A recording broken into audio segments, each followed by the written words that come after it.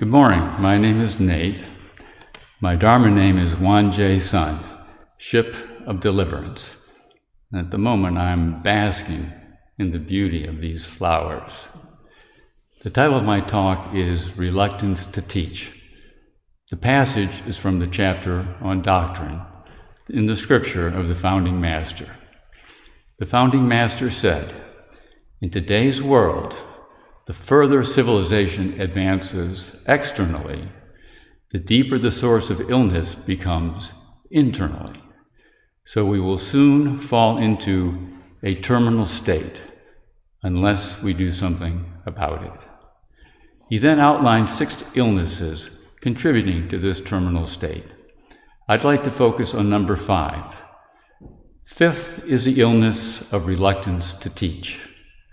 No matter how much knowledge one may have, if one does not know how to apply that knowledge or transmit it to the next generation, it would be no different than not having that knowledge. There are many people in the world who, if they gain a little knowledge, become conceited and arrogant, and do not deign to associate with people of lesser knowledge. This is indeed a serious illness. There are so many ways to be busy these days, so many attractions, distractions, commitments, possessions that must be maintained, or even just properly disposed of. I wonder if all this makes leading a contemplative life more difficult and less common. Who among us grew up with friends or had adults in our lives who were pursuing life from a contemplative perspective? Someone who might have been a role model for us. Who was there pointing out that the happiness we desired would not be found in activities or accomplishments, relationships or possessions, but within? Sotasan anticipated the world making significant progress externally, but less progress internally, creating an imbalance, which he said would lead to a terminal state.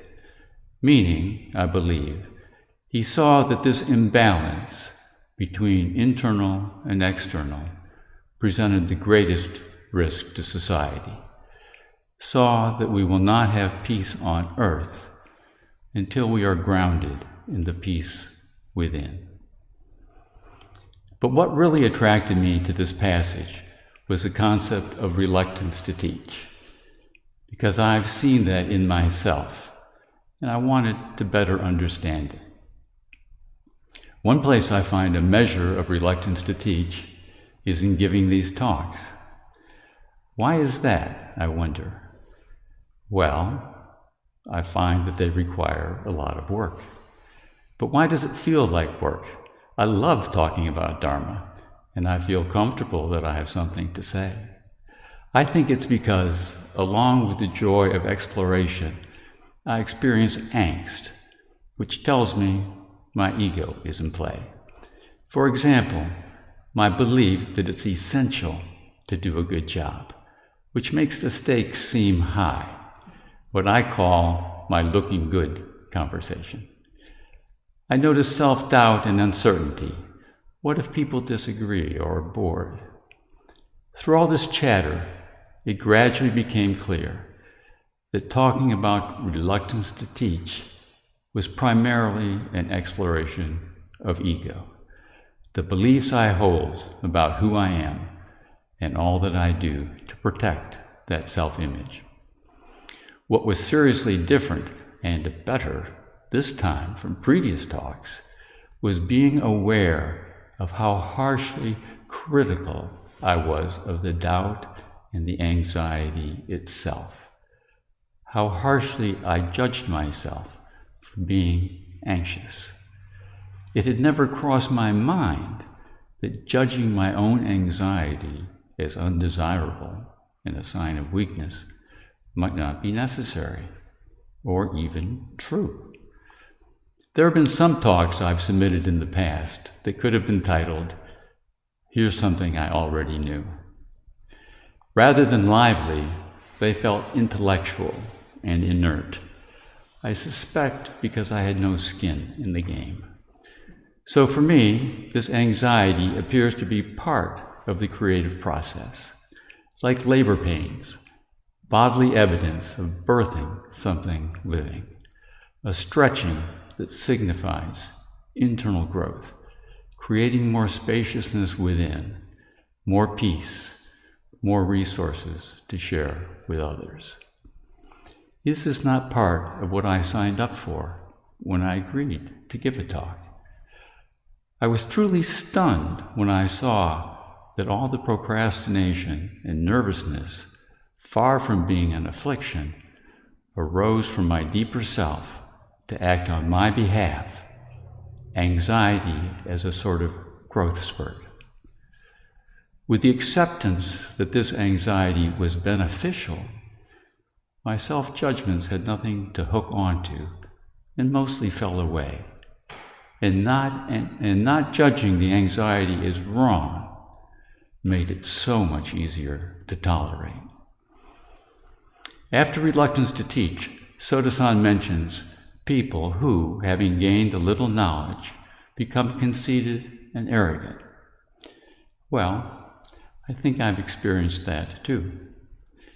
A couple of years ago in our weekly Dharma class, I was looking forward to the discussion on a particularly profound passage.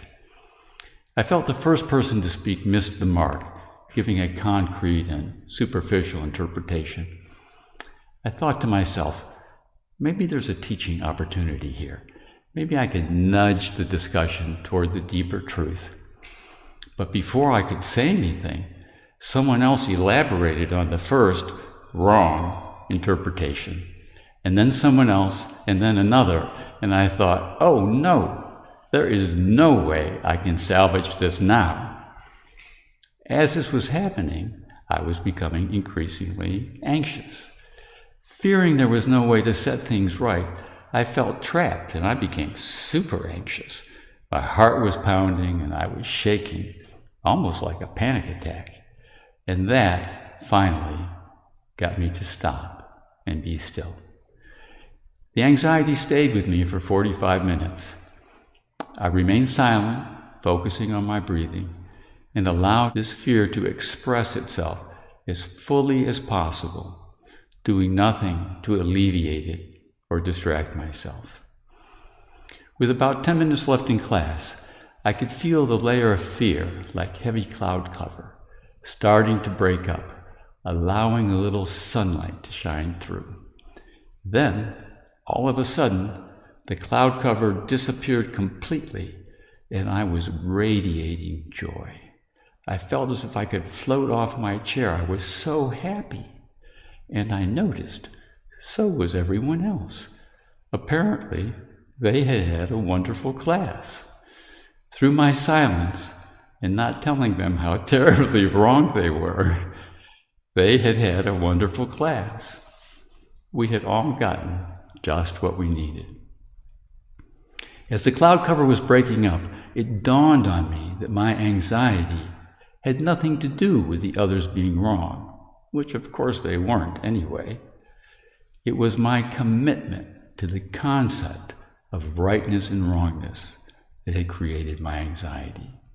The belief that I existed inside a self that was either right or wrong, a self that could be harmed or benefited accordingly. In truth, the anxiety was not alerting me there was something wrong in the external world that needed to be addressed. It was telling me I was moving further from presence or shared being and into separation or duality. And separation is painful. The big red blinking light called anxiety was not a call to action. It was a call to let go. Let go of arrogance, let go of being right, and come home to gratitude for my classmates, come home to generosity, come home to peace.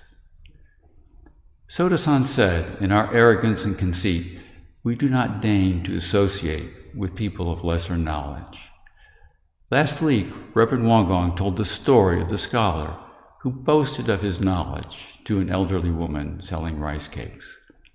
In response, she posed a question to him that blew his mind, blew open the doors of his mind.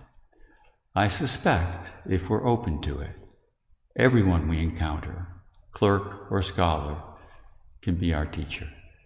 And I suspect, whether I like it or not, whether I want to or not, I'm always sharing who I am with everyone I meet. In a sense, my level of understanding, or where I'm standing on this path to wisdom, is always being expressed as myself, expressed as who I am in that present moment. The principal book of Won Buddhism, in Essential Cases for Questioning, says, I have a volume of scripture that is written without paper or ink. It does not contain a single word, yet always radiates light. I have a volume of scripture that is written without paper or ink. It does not contain a single word, yet always radiates light. What does this mean? I would say it means my essential self, which does not contain a single word, is a volume of scripture that always radiates light, which is wisdom. In the journey I began at this temple 8 years ago, I've discovered many hidden or unnoticed beliefs and expectations that had been constraining me, limiting the amount of light I radiated. Noticing and dissolving those beliefs and expectations is what I call the great unlearning. Releasing the fears and judgments which have inhibited the spontaneous and joyful expression of who I essentially am. The more layers of rust and rubble that get removed, the more brightly shines the wisdom inherent in my true nature. In this sense, one might say that I am, and we are, always teaching. Here's one hidden belief I discovered. Don't be a crybaby. Recently, an acquaintance of mine was brought to tears because they were so frightened my travel plans would expose them to COVID. Initially, I felt I was being controlled by their irrational fear, and I became quite angry. But I did not realize how judgmental I had become until I heard the voice in my head say, What a crybaby. That startled me, and I wondered, well, where did that come from? Why am I not feeling any compassion for my friend's suffering? With several days' reflection, what I found was long forgotten childhood scoldings not to be a crybaby, and a long-standing lack of compassion for myself. After a lifetime of dismissing my own feelings, was it any wonder I would dismiss someone else's? From this place of self-compassion, I saw that what was controlling me was not someone else's irrational fear, but my own.